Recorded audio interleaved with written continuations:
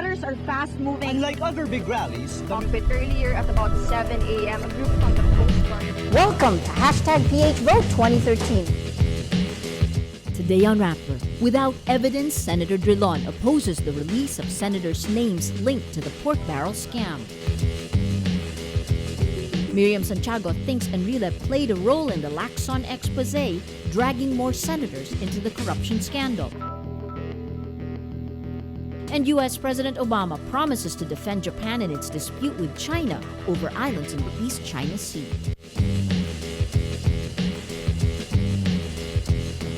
Hello, I'm Maria Ressa. Welcome to Rappler, your social news network.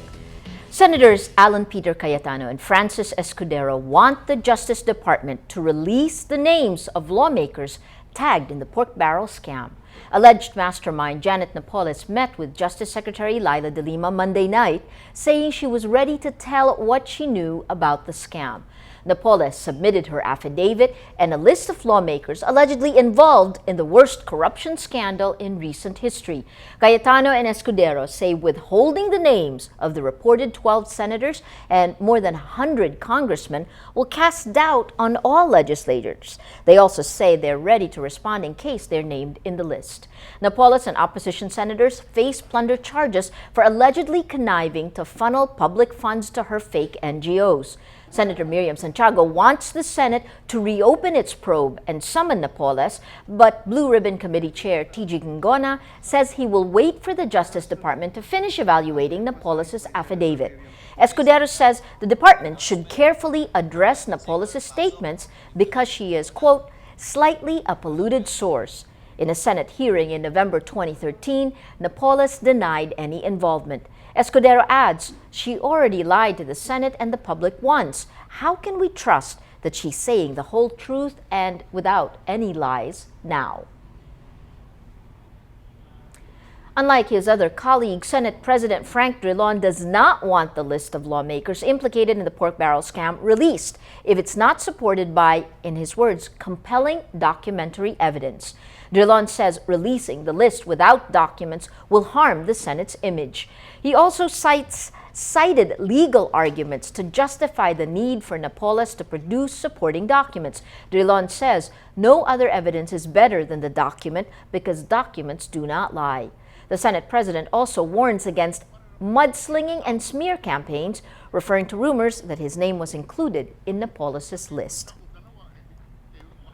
Senator Miriam Santiago thinks Senator Juan Ponce Enrile has a hand in the latest expose of former Senator Panfilo Lacson. Santiago questions Lacson's statement that the family of Janet Napoles gave him a draft affidavit reportedly naming 12 senators and more than 100 congressmen in the corruption scandal. Santiago says Lacson showed no proof the affidavit was authentic. Napoles' lawyer Bruce Rivera confirms the Napoles approached Lacson before meeting with Justice Secretary Leila de Lima Monday. Santiago says she believes Lacson is only speaking to prevent Napoles from naming Enrile as the scam leader. Santiago has repeatedly tagged Enrile as the real mastermind, the brains behind the scheme. She says, quote, there's no secret that I think the most guilty here is former Senate President Juan Ponce Enrile. No matter what the level of Napoles' cunning might be, she cannot equal the influence of the Senate President. She also calls Lacson Enrile's, quote, attack dog. Responding to Santiago's comments, Lacson says, let her quake in her shoes more than anybody else. She, Ben Hurluy, and Mrs. Napoles know where she stands on the pork barrel and fertilizer scam issues. Santiago clashed with Lacson after he defended Enrile at the height of the controversy. The two have since exchanged sharp criticism. Enrile and Senators Bong Revilla and Jinggoy Estrada face plunder charges for allegedly funneling their pork barrel funds to Napoles' fake NGOs in exchange for kickbacks. The Bureau of Internal Revenue, or BIR, says it is happy with the decision of the Court of Tax Appeals on the tax evasion case of boxer Manny Pacquiao. The court resolution suspends the BIR's collection of Pacquiao's alleged unpaid taxes, but requires him to pay a cash bond. BIR Deputy Commissioner Estela Salas says the resolution still protects government interest. Pacquiao allegedly owes the government 2.2 billion pesos, or around 49.21 million US dollars, in unpaid taxes. The BIR says Pacquiao did not report his dollar winnings from his fights in 2008 and 2009.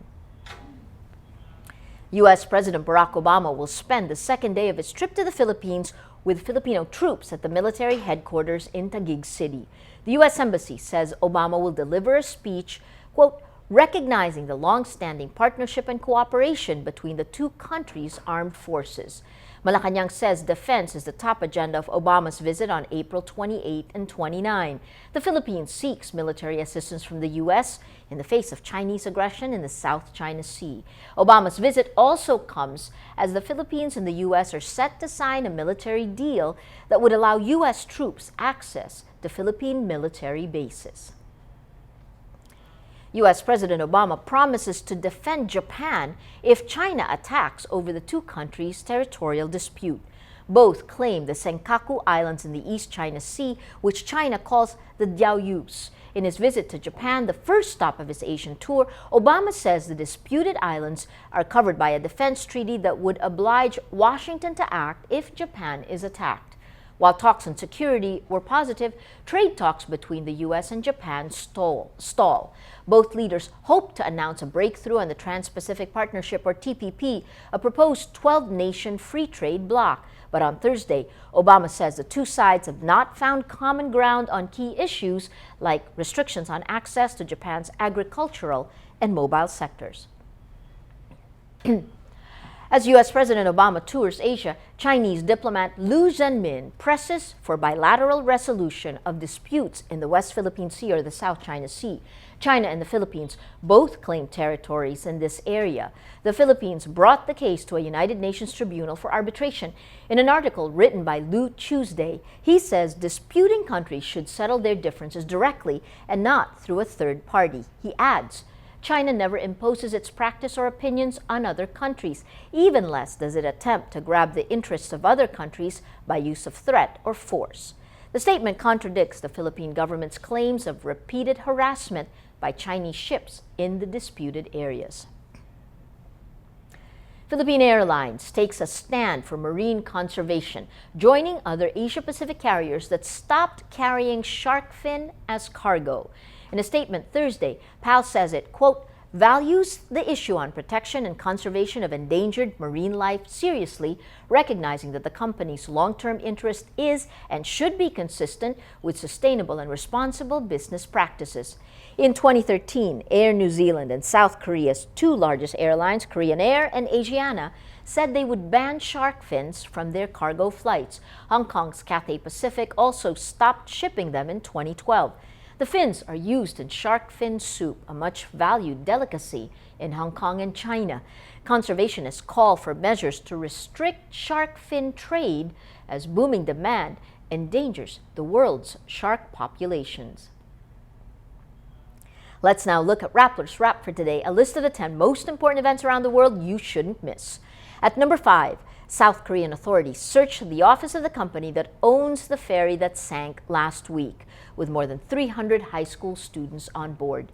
The family of Yoo Byung-yoon, known as the millionaire with no face, appears to control Chonghaijin Marine Company. CNN reports the company has been struggling and reported losses in 2013. Days after the ferry sank on April 16, the company's president apologized for the tragedy. As of early Thursday, 159 bodies have been recovered, leaving at least 143 more missing. At number 7, Facebook's profits nearly triple in the first quarter of 2014. The reason? Mobile users and more mobile advertising. The social network registers earnings of $642 million, helped in part by advertising revenues that soared by 82% to $2.27 billion from 2013. Close to 60% of these advertising earnings come from mobile ads. Facebook users have increased and shifted over to mobile devices. Daily active users increased to 802 million. 609 million are mobile users. And at number 9, Actress Jodie Foster marries photographer-actress Alexandra Hedison over the weekend. The couple started dating in 2013.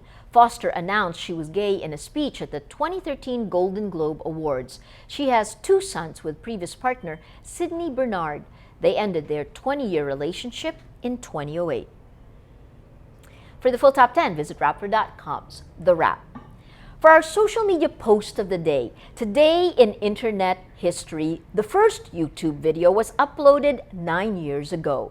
It's a 19-second video clip of YouTube co-founder Jawed Karim at the zoo. Founded in February 2005, YouTube is the world's largest video sharing website. Every story on Rappler has a mood meter, which gives you 8 emotions to choose from.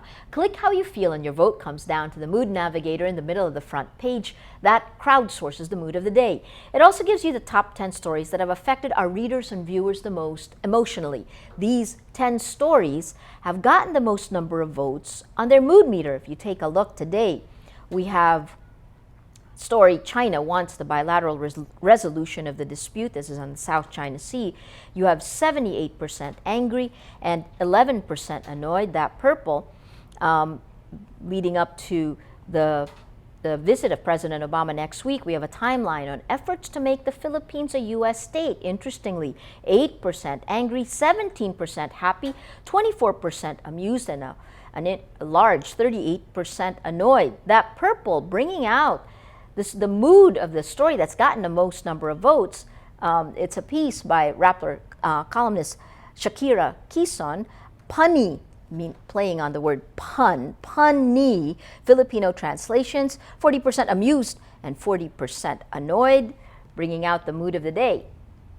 Today, most people are annoyed by punny Filipino translations. Well, that is Rappler's newscast for today, Thursday, April 24th, 2014. Visit Rappler.com and watch our newscast Monday to Friday. Tell us how you feel on our mood meter and help us crowdsource the mood of the day. I'm Maria Ressa. As we say at Rappler, tomorrow begins today.